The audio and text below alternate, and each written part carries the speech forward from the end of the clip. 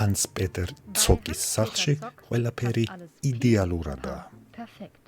მისი ტერიტორია დიდი არ არის, მაგრამ მას პარკინგისთვის საკმარისი ადგილი აქვს. ჩვენ აქ უკვე 50 წელია მანქანას ვაჩერებთ და არასდროს პრობლემა არ ყოფილა. ვიფიქრეთ, სახურავს ავაშენებდით მანქანისთვის, რომ ზამთარში თოვლისგან დაგვეცვა. უბრალოდ პატარა ავტოფარეხი. მანქანა, რომელიც ჩვენ ვიყიდეთ, 3,57 მეტრის სიგრძისაა. ავტოფარეხი კი 4,27 მეტრის სიგრძისაა. მანქანა ძალიან კომფორტულად ეტევა შიგ. კომფორტულია, მაგრამ უკანონო. ქალაქის განკარგულებით სამწუხაროდ სახურავი 63 სანტიმეტრით მოკლეა. ჯარიმა უკანონო პარკინგისთვის 1000 евро.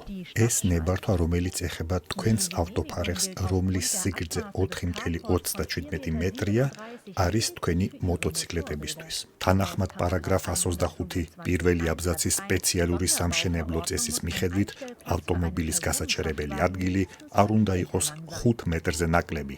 ესე იგი, ეს პატარა მანქანაც მხოლოდ ისეთი სახურავის ქვეშ შეიძლება გაჩერდეს, რომელიც მინიმუმ 5 მეტრის სიგრძისაა. სახურავის გაგრძელება ტროტუარზე არ შეიძლება, იმიტომ რომ ეს დაუშვებელია. აბსურდი ის არის, რომ აქ მანქანის გაჩერების უფლება არ მაქვს, იმიტომ რომ თითო გაჩერება 1000 евро მიიღებს, მაგრამ თუ სახურავს მოვხსნი, მაშინ მაქვს მანქანის გაჩერების უფლება. საბედნიეროდ, სახურავის დაზიანება არ არის აუცილებელი. ბატონმა ცოკმა იდეალური გამოსავალი იპოვა.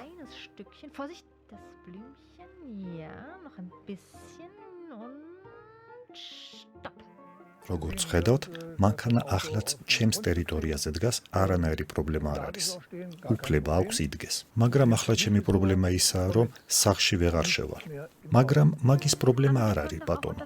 შეგიძლიათ გადმოსახლდეთ ავტოფარეხში საცხოვრებლად, თავარია ხომ ჭერ ქვეშ ცხოვრობთ.